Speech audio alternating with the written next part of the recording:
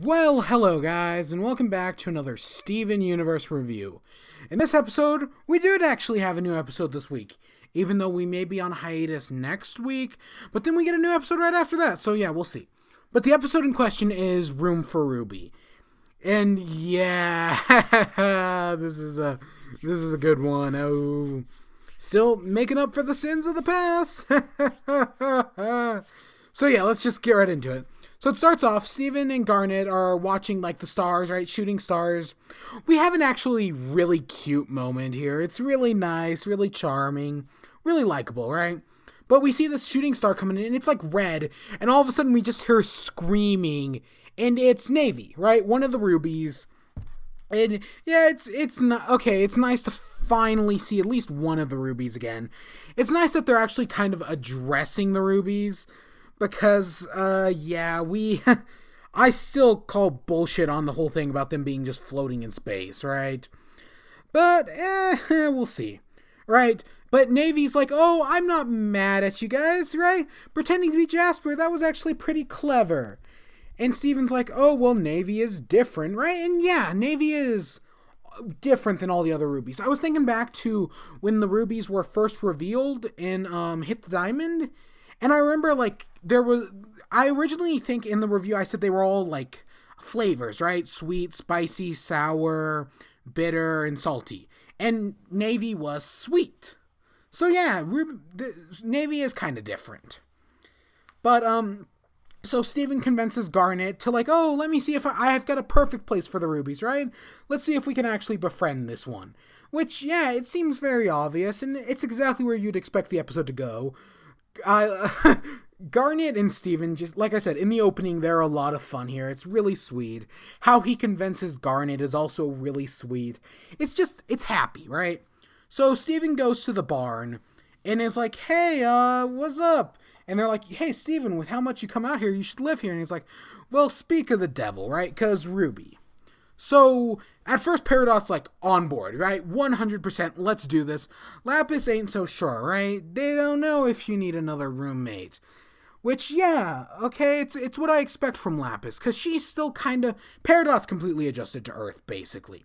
Lapis is still kind of struggling, kind of. She's kind of used to it. This reminded me of... There's a comic. I wish I could find it.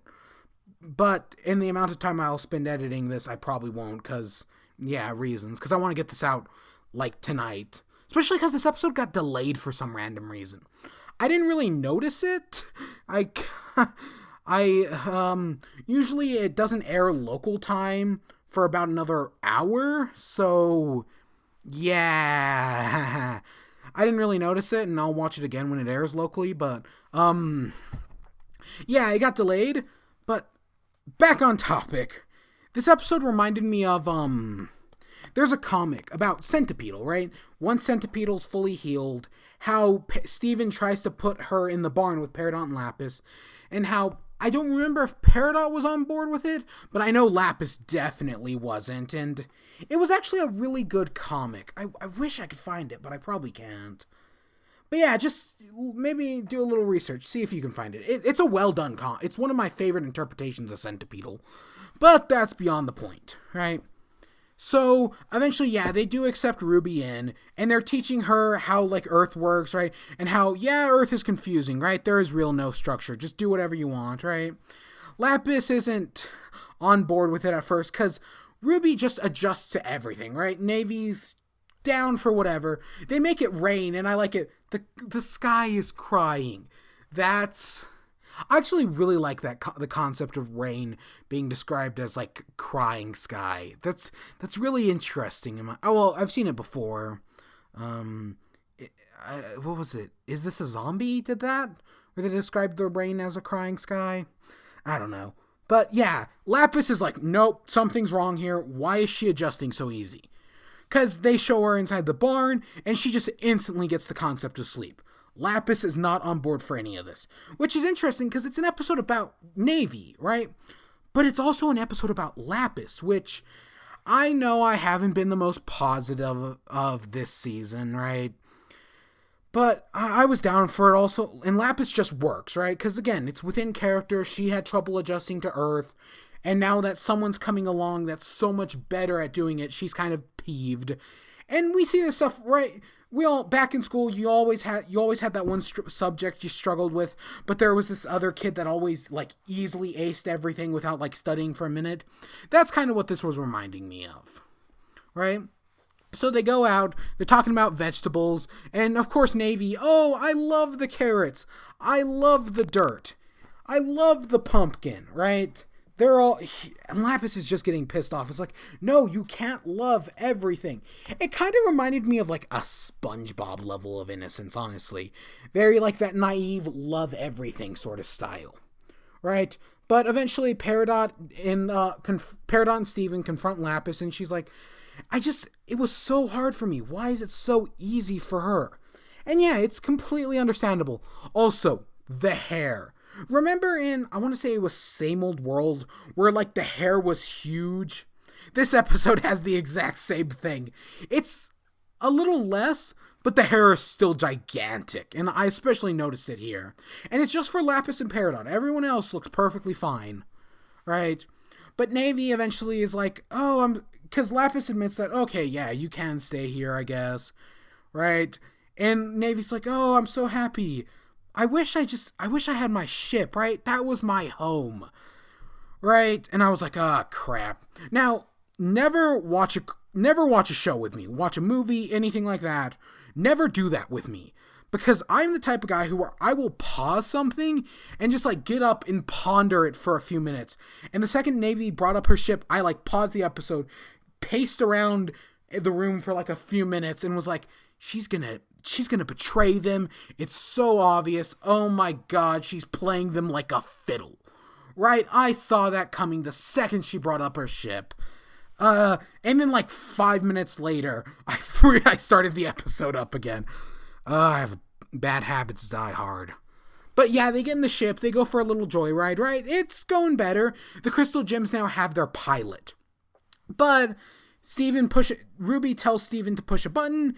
He pushes it, and the door opens up, and they get sucked out, kind of. They're barely holding on. And yeah, Ruby reveals that she played them like a fiddle. And I like this, because Ruby she still is the sweet. She's still really happy, but she's messing with them. She's like, oh, I could have just stolen the ship, but it was fun to play with you guys, right? And see the look on your face when I betrayed you. She's secretly evil. She's the Shadow Queen, right? Sure, Doc is in charge, but she's secretly ruling from the shadows, right? It was really funny to see. And just the huge smile on her face, oh my gosh. But eventually they get forced out the door. Lapis, even though she has wings and she could have flown after her at any moment, nope. They eventually land in the water, very shallow water it looks like. And Lapis just starts laughing and is like, I knew it! I knew you weren't adjusted to Earth! Damn you! Basically, right? Because she was right. It's a very human episode, right? It's all within character. We've all seen... now that Lapis is right, she can gloat, because that's something you'd think she'd do, right? And then they get up onto the beach and find Garnet there with 2 balloons. One for good, one for bad, and she pops the good balloon. And it ends with the star wipe of the Ruby. It's a good episode, right? Still making up for the sins of the past. And yeah, I like it. I really do. I saw the second they talked about the ship, I saw the twist coming. But I don't think that really subtracts anything from the episode. Especially because now that Ruby's taken the ship off to God knows where, I'm assuming she's going to go get the other rubies. But theoretically, she could also go to the diamonds, right?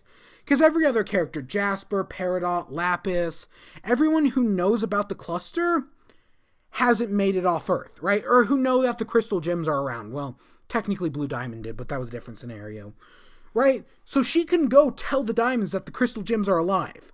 We don't really need the motivation, because they're already coming here anyways, right? But now it's doubled. And yeah, it has potential, right? And we'll be seeing it soon enough. There's only, maybe like 6 episodes left in the season, 6 or 7. So yeah, we'll be seeing results of this sooner rather than later. But yeah, no, I hope you all enjoyed. Stay tuned for more. Until next time, peace.